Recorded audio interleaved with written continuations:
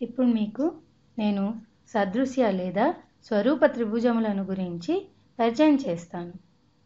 దీన్ని రాస్తున్నాను.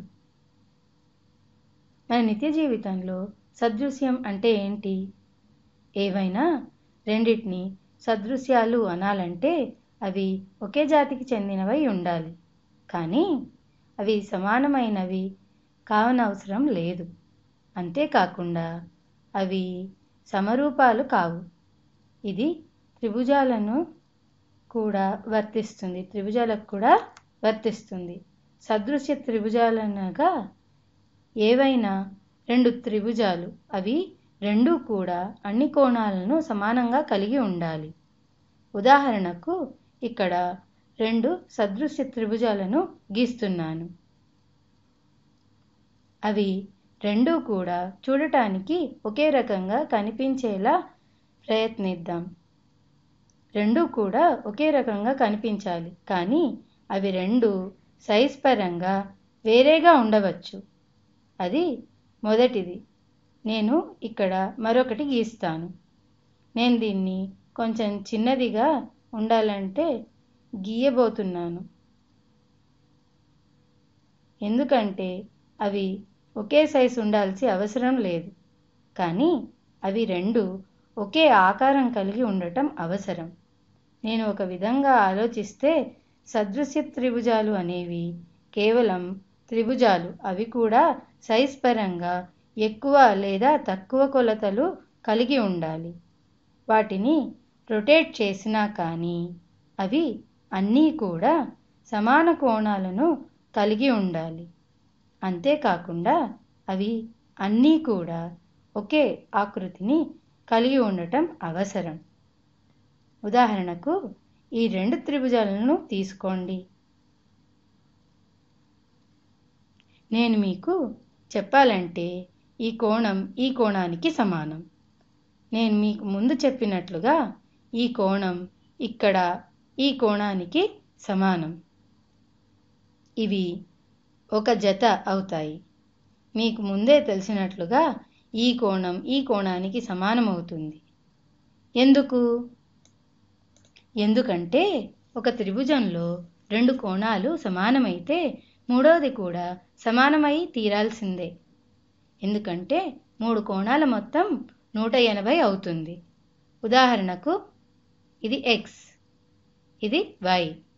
ఇది ఖచ్చితంగా 180 మైనస్ x మైనస్ y అవ్వాల్సిందే.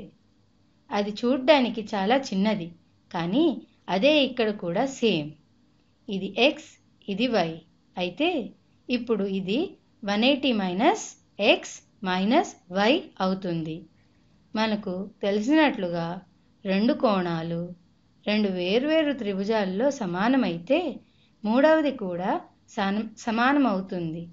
మనం చెప్పుకున్నట్లుగా ఈ కోణము ఈ కోణానికి సమరూపము అంటే సదృశ్యం.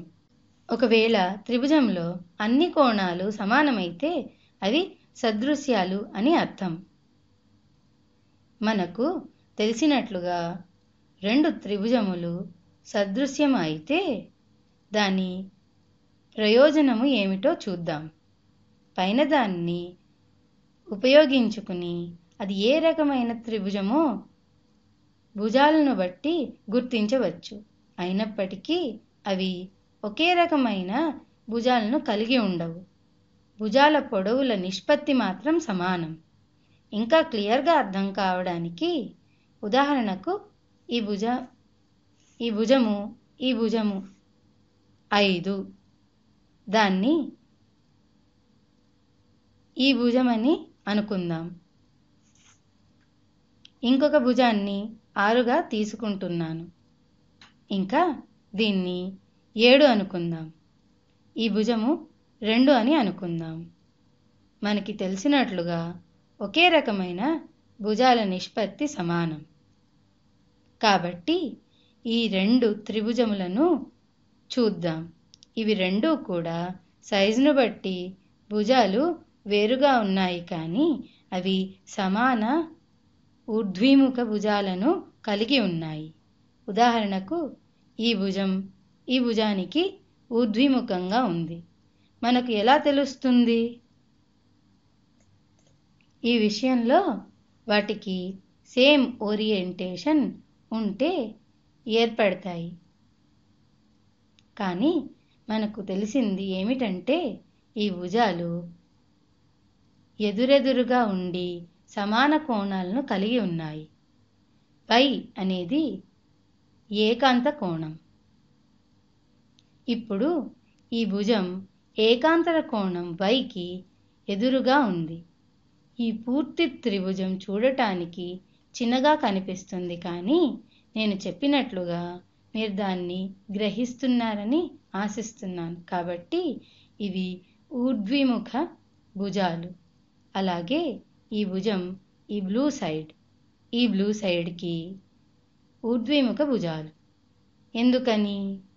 ఎందుకంటే మనము త్రిభుజాలను రొటేట్ చేయగా అలాగే జరిపినా ఏది చేసినా సరే ఇది సమాన కోణానికి ఎదురుగా ఉన్నది కాబట్టి ఆ విధంగా నేను ఎల్లప్పుడూ త్రిభుజాలను గూర్చి ఆలోచిస్తాను. అయితే సరైన విధంగా అనిపిస్తుంది. ప్రత్యేకంగా మీరు త్రికోణమితిని చేసేటప్పుడు తెలుస్తుంది. దీనివల్ల మనకు ఏమి తెలుస్తుంది? ఊర్ధ్వముఖ భుజాలు అంటే ఏకాంతర భుజాలు మధ్య నిష్పత్తి ఎల్లప్పుడూ సమానం. ఈ చిన్ని త్రిభుజం యొక్క భుజం పొడవు ఎంత ఉంటుంది తెలుసుకోవాలంటే మనకు చాలా రకాల పద్ధతులు ఉన్నాయి. పైన మనం చూసాం కదా. మనం ఈ విధంగా చెప్పవచ్చు, ఈ భుజానికి గల నిష్పత్తి అని. కాబట్టి x ఈ భుజం గల నిష్పత్తి x/7 అవుతుంది. ఇది 2 ఇంకొక 5కి గల నిష్పత్తికి సమానం.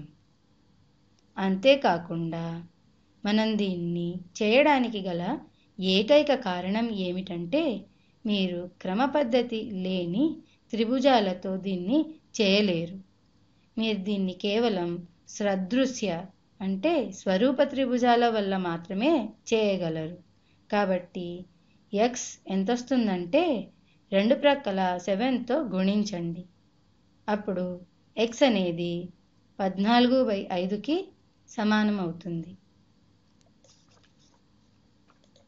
ఇది 5 కంటే కొంచెం తక్కువగా ఉన్నది కాబట్టి దాన్ని 14/5 అది ఎంతకి సమానం? 2.8. ఇది xకు సమానం కాబట్టి x = 2.8.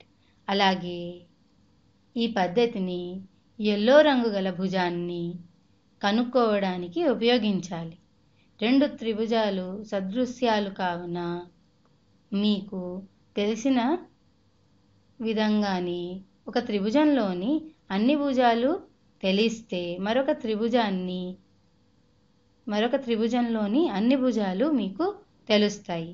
ఆ రకంగా అన్ని భుజాలు తెలుసుకోవచ్చు. ఈ భుజం దీన్ని y అనుకుందాం. ఎడమవైపు ఒక త్రిభుజంలోని భుజాన్ని హారంగా తీసుకుంటే అదే త్రిభుజంలో మరొక భుజం ఎడమవైపు హారంగా తీసుకోవాలి. y/6 = 2/5 అంటే y = 6 × 2 12/5. ఒక త్రిభుజంను ఎడమ పక్క లవంగా సమాన గుర్తు కలిగి ఉంటే కుడి పక్క సమాన గుర్తు కలిగిన లవం అవుతుంది. నేను కేవలం ఈ పద్ధతిని మీరు గుర్తుపెట్టుకోవాలని కోరుకుంటున్నాను. ఒకవేళ మీరు దీన్ని మార్చితే గందరగోళం ఏర్పడుతుంది. అప్పుడు మనం కేవలం yని సాధిస్తాం. y = 12/5 అవుతుంది కదా. ఈ ఇన్ఫర్మేషన్ని ఉపయోగించుకొని కొన్ని ప్రాబ్లమ్స్ చేద్దాం. మీరు రేఖాగణితం గురించి ఇంతకు ముందు నేర్చుకున్నారు కదా, కాబట్టి దాన్ని కొంచెం ఉపయోగిద్దాం. 2 సమాంతర రేఖలున్నాయి.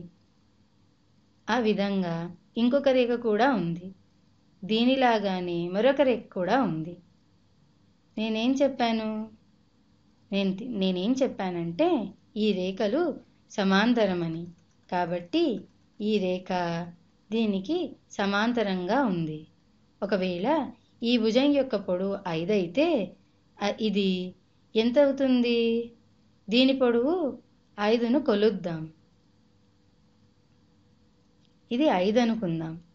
దీని పొడవు వేరే రంగులో గీస్తాను. దీని పొడవు 8 అనుకుందాం.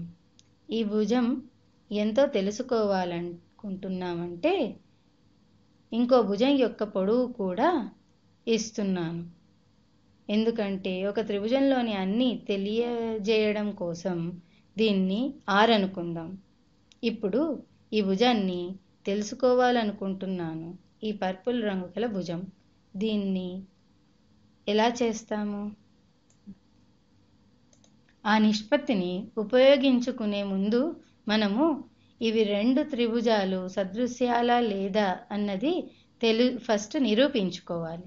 కాబట్టి దాన్ని ఎలా నిరూపిస్తాము?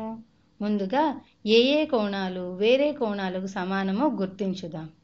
మనకు ఇక్కడ ఈ కోణం ఉంది. ఈ త్రిభుజంలోని ఏదైనా కోణానికి సమానం. అవునా కాదా అన్నది చూడాలి. దీనికి ఎదురుగా ఉన్న ఈ కోణానికి సమానం. కాబట్టి ఈ కోణం దీనికి సమానం. దీని ఎదురుగా ఉన్న భుజం అనేది దీని ఊర్ధ్వముఖ భుజం, ఏకాంతర భుజం.